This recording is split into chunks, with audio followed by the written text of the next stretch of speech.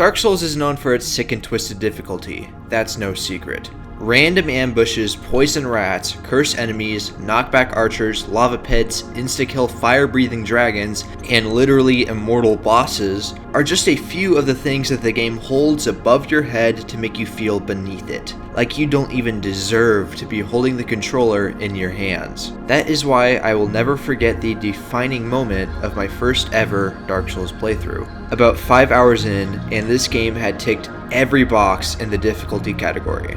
After cutting my teeth on the undead Berg and barely scraping by the Taurus demon, I had just gotten lucky enough to finally kill the gargoyle demons on what had felt like my 100th attempt.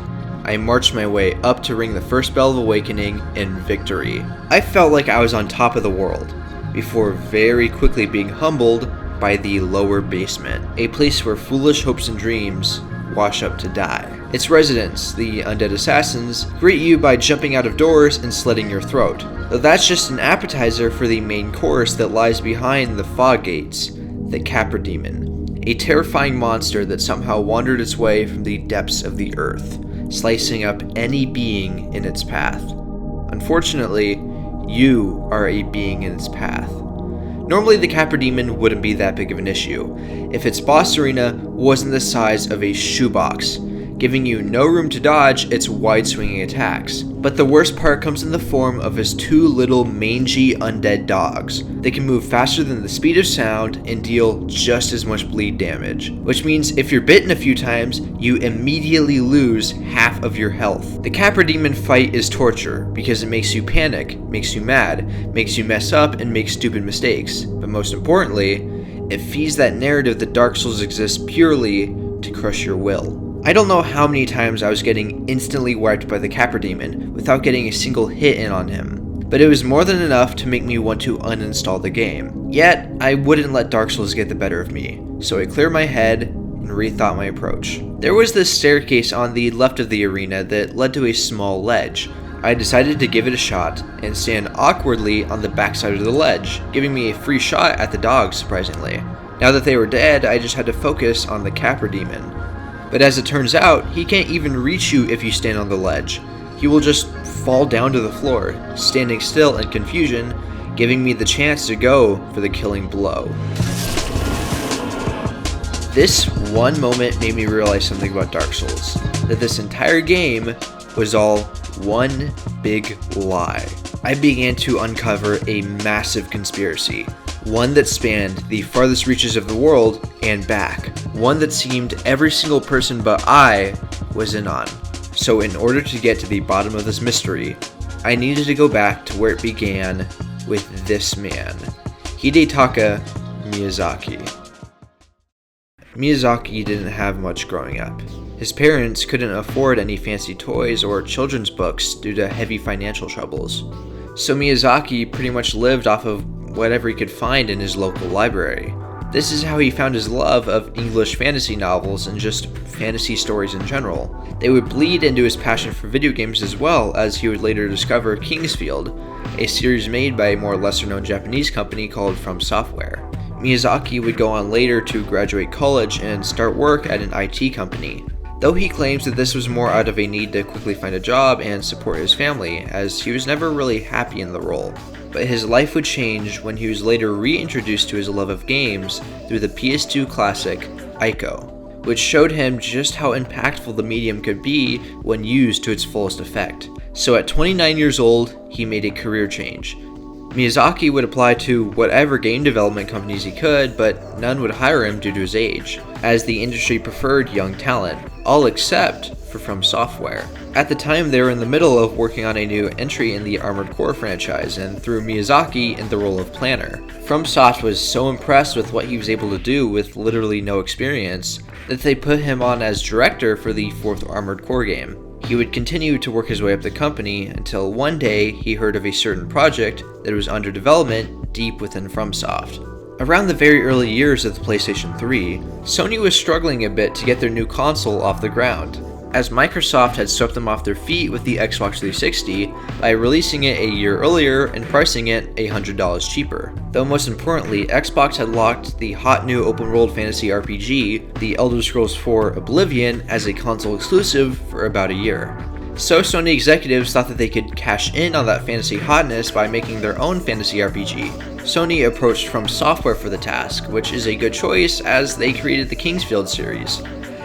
What I would say is if Kingsfield wasn't made back in the mid-90s. This was 10 years later in 2005, which I know doesn't sound like a lot of time, but in the context of video games, that's the equivalent of centuries, as technology during the time had improved hundredfold.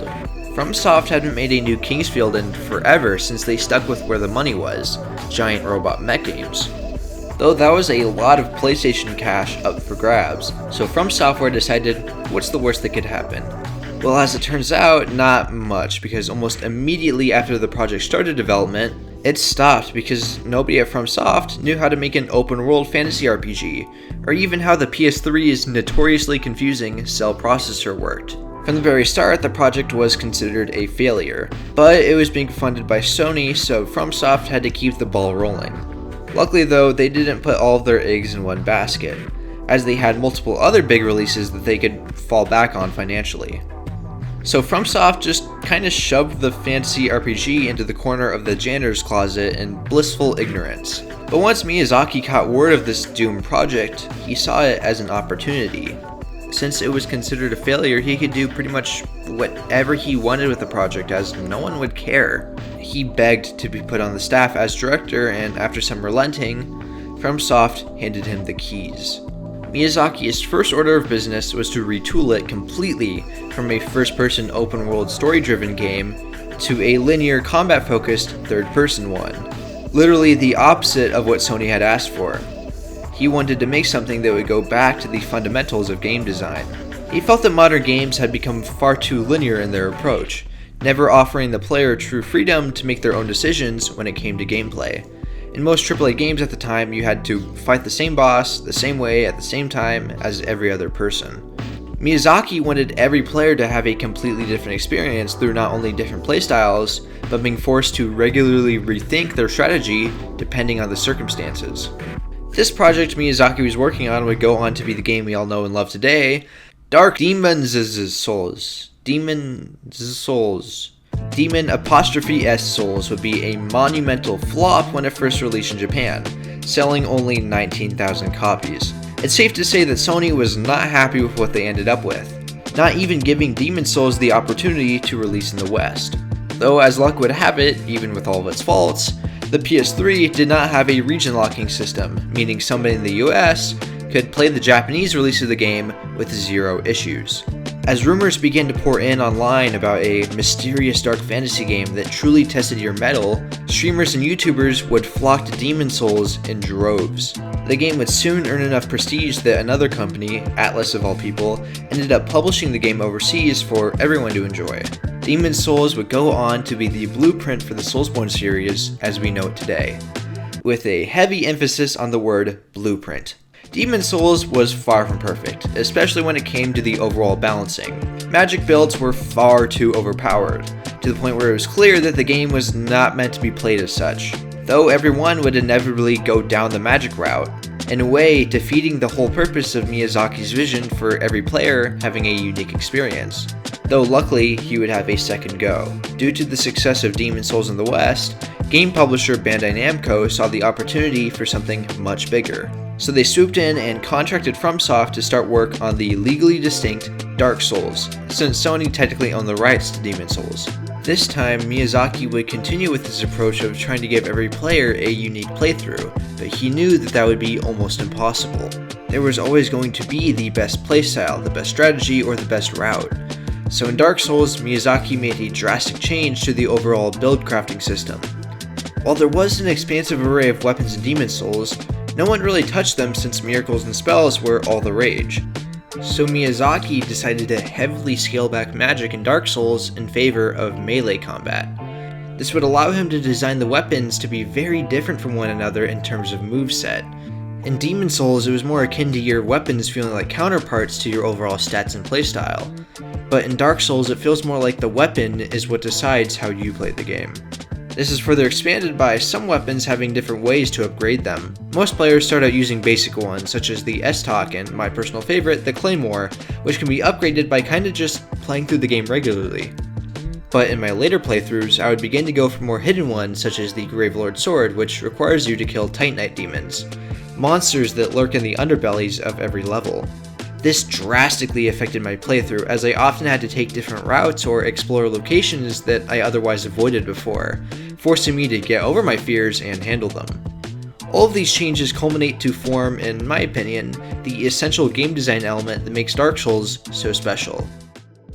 As I mentioned earlier, the difficulty of Dark Souls can feel restricting at first, tricking you into thinking there's only one simple path and the only way down it is to constantly die, and die again until you win or give up. Though just like when I fought the Capra Demon, this game is designed to reward those who take a step back and think, those who decide to step off the beaten path and find their own. This directly correlates back to Miyazaki's design philosophy for the Souls series as a whole. Oftentimes this element of experimentation is intentionally baked in, such as the fight with Ceaseless Discharge, where you can battle him head on and lose, or run back to the entrance, where he'll chase you out of desperation. Eventually he loses his footing, grabbing onto the cliff so he doesn't fall. Luckily you can mash his giant fingers in with your weapon, causing him to take a dive into the lava after only a few hits. For a lot of people, this is their Capra Demon equivalent moment, where Dark Souls opens up to them, whether that be on their first playthrough or many after that. Another particular moment occurs after you fight the Capra Demon, obtaining the key to the depths, a place where every new player gets stuck. That's because of not only its repetitive maze-like structure that you can get lost in for days, but also due to these stupid, god-awful, demonic, spiteful sacks of flesh titled the Basilisks. You will learn to loathe these creatures when playing Dark Souls, especially your first time around. Oh, these guys don't look so tough, why not try and fight them? You realize how foolish you are when they start to spew their gray mist, instantly killing you, and as a little going away present, inflicts Curse, a status effect that halves your health and cuts off your humanity, which means no more kindling Estus flasks for survival. The only thing you can do is hobble your way forward, hoping to claw your way out of the depths. Unfortunately, the path only leads you deeper to Blight Town, one of the most infamous locations in not just Dark Souls, but video games in general. In Blight Town, your vision is reduced to a fraction of what it was, with only feeble torches giving you some semblance of light, which makes it really hard to dodge all of the poisonous darts, rot dwellers, and 2-ton zombies. It took me 5 hours in total to trudge through the depths in Blight Town before I was able to make it back up to the surface. Safe to say, I never wanted to even go near these two places again, and luckily, I never had to. There is a very secret way you can skip the depths in Blight Town entirely. Not many people know about this, as it is a very advanced technique that you only have a single chance to pull off right at the very start of the game. It happens when you pick your starting item as the Master Key, and from the opening of the game, you can unlock a door that allows you to skip almost half of Dark Souls, namely the depths in Blight Town, while giving you access to some of the best weapons in the game. On one hand, I was overjoyed that I didn't ever have to experience the Basilisk again, but on the other hand, I was kinda peeved that I never had to in the first place. Though this moment did give me another revelation. Before, I had always assumed that the Capra Demon exploit was just a one-off, a fluke, that it was nothing more than a bug that I got lucky to find. But the Master Key skip practically flipped my view of this game on its head. It was designed to be broken. As I mentioned earlier, Miyazaki learned from Demon Souls that every player inevitably has the same desire to take advantage of the game's systems by finding flaws in them. That's never going to change. So why not encourage it? Why not let players wield exploits sort of as a weapon? Though you can't make it too obvious, so you have to hide it, make it seem like it's a bug in a way. Then the player will think that they were the ones to discover it, that they now have something unique that wasn't meant to be there in the first place. They will mold their discovery into their playstyle, perhaps even centering an entire playthrough around it. Though it's often hard to tell how much of this design philosophy was actually intentional. For all intents and purposes, there hasn't ever been a Soulsborne game that isn't a technical nightmare, but none is a better example of this than Dark Souls. The original release of the game and even the so-called remastered version are, performance-wise, often extremely shaky with irregular frame drops/crashes that can just ruin your game. While I'm no game development expert, it's pretty obvious the Dark Souls engine is held together with shoestring and duct tape. A lot of the blame can be pinned on the fact that Dark Souls had a very rushed development cycle, with little to no time put into optimization. It doesn't help that the game has an overwhelming amount of bugs that FromSoft either didn't have time to fix, or the QA team just didn't have time to discover. This puts Dark Souls, and honestly this entire video's premise, in a very tricky position, as it can be hard to draw the line between what was an exploit that was intended for the player to find, and a bug that was never intentional. The ceaseless discharge trick and the master key gift are clearly designed for the player to discover, since both are literally built into the game. The Capra Demon ledge exploit is a little harder to categorize, since it feels more like a glitch that was discovered but left unintentionally, something used to teach the player to look for these sorts of things early on. Plus, I mean, come on, it's not really that hard to find. They could have fixed it if they wanted to. Though in the later parts of Dark Souls, namely the second half, you can begin to really tell that development was rushed. Take Lost Izalith for example, a location that reeks of being done at the last minute. Lots of reused bosses, spammed enemies, so-called statues that are just scaled up enemy models, tunnels that were clearly meant to go somewhere but just don't, and last but not least, the Bed of Chaos, the worst boss in the entire game and possibly the Souls franchise. Every Souls title has its own slew of gimmick bosses, which are essentially bosses that cannot be killed through conventional means like one-on-one combat.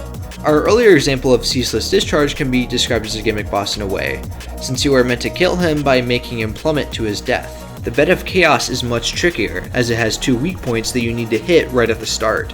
The first is very obtainable, as all you have to do is just run over there and cut through with your sword. The second is near impossible, as this is where the ground starts to break and the Bed of Chaos begins to sweep its arms along the ground, knocking you through the floor. If you haven't played Dark Souls, this doesn't sound like that big of a deal. I mean, just dodge the arms. What's so hard? Well, that's because, once again, Dark Souls is not a platformer and was not designed to be so. The player's hitbox will get caught on everything and nothing, sending you to your doom without warning or reason. Even when the game does work as intended, it doesn't really, as the arm's active hitbox window is so large that even if you do hit the right timing, there's always going to be a chance you're just a tad unlucky. The Bed of Chaos definitely needed way more time in the oven to really flesh out its gimmick, as it just feels poorly designed and unfair. Luckily, by this point in Dark Souls, you've also learned to take advantage of this unfairness. In the Bed of Chaos' arena, there are certain places where you can just stand perfectly still and miraculously not get hit by any of its attacks,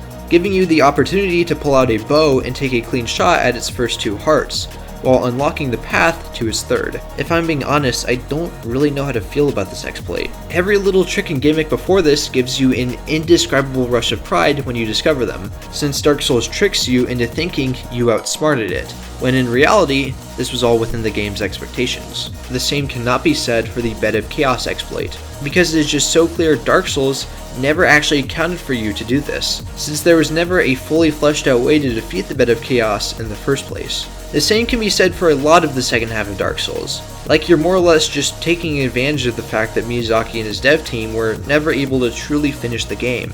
I think that this is a shame, as none of the other future Dark Souls games ever really attempt to do what the first game did. Gone is the freedom to experiment and make each playthrough your own. Dark Souls 2 would go on to be an unintentionally broken mess, all the way to its core due to an ocean of development issues that deserves its own video. Dark Souls 3 is a great game, no doubt, but to me it feels like the most generic out of the Souls series, as it more or less just tries to modernize what came before without really expanding on it. Bloodborne and Sekiro would go on to have completely different design philosophies, focusing on tightly wound combat rather than exploration and experimentation. I actually think that Elden Ring is the closest to Dark Souls 1 in terms of player freedom, as there is a never-ending amount of buildcraft options that can allow anybody to have an experience like no other before. Though in a way, Elden Ring also suffers from a poorly balanced late game, as the bosses have a difficulty spike that, in my opinion, makes the game genuinely unfun for the last few hours, more or less funneling everyone into using the same exact build. Quick interruption, just wanted to say that I wrote this script and recorded it way before the Elden Ring DLC came out and the discourse around it started. None of the previous comments I made about Elden Ring are about the DLC, just the late base game. I actually think that the DLC is pretty decently balanced, except for a few points, but that's for another time. Again, I just want to clarify though, every Souls game is a great game. This wouldn't be my favorite series of all time if I had only liked just one of them. But it just happens that this one game is my favorite of all time. And I never really knew why until recently. I finally had the epiphany that Dark Souls' difficulty was just a facade to get you to think outside the box. Not really any other Souls games I feel could give me that same feeling of mastery over not just combat, but, well, everything. That's how Dark Souls lies to you.